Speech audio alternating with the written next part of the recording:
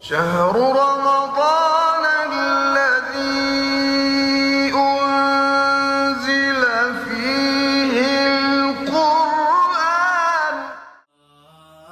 رمضان شهر عامر بالإيمان، بنحاول نجمع فيه أكبر عدد ممكن من الحسنات، وبنرجع فيه لنفسنا، وبنكون أقرب لربنا. والقرب بيزيد مع تلاوة كتاب الله، مع حامل المصحف من تراث، واللي تقدر تقدمه هدية لحبايبك أو تشتريه ليك، وده لأنه هيساعدك تزيد روحانيات الشهر الفضيل، وهتقدر تستخدمه أثناء الصلوات، أثناء قراءة الورد اليومي، أثناء حلقات حفظ القرآن الكريم. وبكده هتقدر تجمع أكبر عدد ممكن من الحسنات خلال الشهر الفضيل.